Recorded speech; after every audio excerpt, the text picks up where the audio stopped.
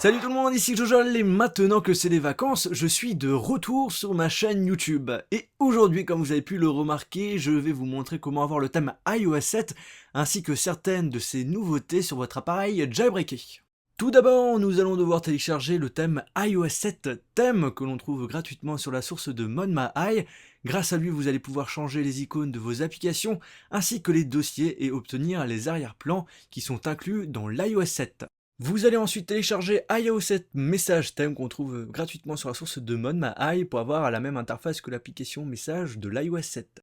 Puis on va télécharger iOS Calculator Theme qu'on trouve sur Big Boss pour avoir le même style que la calculette du futur iOS. Après, si vous avez téléchargé NC Settings, je vous conseille de télécharger iOS 7 Control Toggle Icon qui est aussi gratuit sur la source de Big Boss. Vous allez pouvoir ainsi changer les icônes des réglages pour avoir les mêmes que celui de l'iOS 7. Pour changer le clavier, il faudra tout d'abord acheter le Tweak Color Keyboard et vous allez pouvoir après télécharger gratuitement Trans Keyboard iOS 7 sur la source de ModMyEye.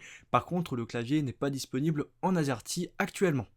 Pour avoir un arrière-plan animé avec des bulles sur le lock screen ainsi que le Springboard comme sur iOS 7, vous allez télécharger Live Papers qui est gratuit sur la source de Big Boss. Une des nouveautés sur iOS 7, c'est d'afficher le Notification Center sur le lock screen. Eh bien, vous pouvez le faire directement avec le Tweak Bulletin qui est disponible au prix de 99 centimes sur la source de Big Boss. Pour afficher des aperçus des applications en arrière-plan, de les enlever en faisant un slide ou encore avoir des réglages rapides directement dans le mode multitâche, vous allez devoir télécharger Oxo qui est disponible au prix de 1,99$ sur la source de Big Boss. Sur iOS 7, on aura l'horloge qui sera animée de base et pour nous, on va devoir télécharger Live Clock qui est gratuit et qui est disponible sur la source de Ryan, un célèbre développeur, et justement, dans la description de la vidéo, vous aurez toutes les sources pour télécharger tous les tweaks que je vous ai présentés. Après avoir téléchargé tout cela, vous allez activer tous les tweaks et en ce qui concerne les changements des icônes et des applications, il faudra les activer avec Winterboard. J'espère que cette vidéo vous a plu, n'hésitez pas à vous abonner sur ma chaîne YouTube, à me suivre sur Facebook et Twitter.